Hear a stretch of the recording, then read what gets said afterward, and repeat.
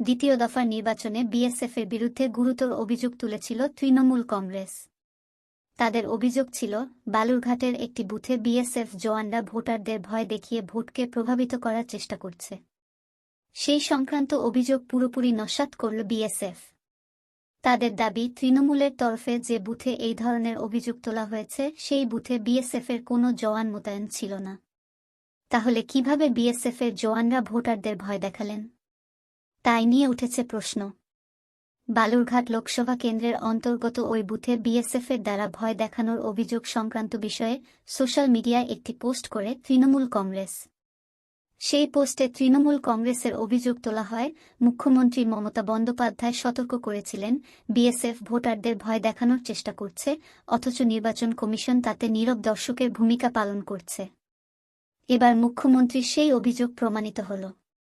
কেন্দ্রীয় স্বরাষ্ট্র মন্ত্রক নিয়ন্ত্রিত বিএসএফ বালুরঘাটে ভোটারদের হুমকি দিচ্ছে, তাদের নানাভাবে হেনস্থা করছে। তৃণমূলের অভিযোগ, বালুরঘাটের বাতুন গ্রাম পঞ্চায়েতের ২০২ নম্বর বুথে ভোটারদের হুমকি দেওয়ার পাশাপাশি হেনস্থা করে বিএসএফ। এই ঘটনায় নির্বাচন কমিশনের দৃষ্টি আকর্ষণ করে পদক্ষেপ করার আর্জি জানায় তৃণমূল কংগ্রেস। বিএসএফের বিরুদ্ধে এমন অভিযোগ ওঠায় কার্যত শোরগোল পড়ে যায়। এরপরে পাল্টা বিএসএফের তরফে একটি প্রেস বিবৃতি জারি করে তৃণমূলের যাবতীয় অভিযোগ খণ্ডন করা হয়। বিএসএফের তরফে দাবি করা হয়েছে, তৃণমূলের তরফে যে অভিযোগ তোলা হচ্ছে সেই অভিযোগ পুরোপুরি ভিত্তিহীন।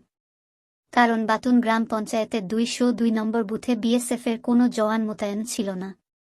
সুতরাং এই অভিযোগ পুরোপুরি মিথ্যা।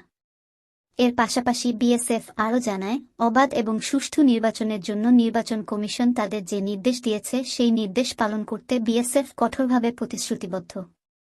প্রসঙ্গত, গতকাল শুক্রবার দ্বিতীয় দফার ভোট হয়েছে রাজ্যের ৩টি কেন্দ্রে।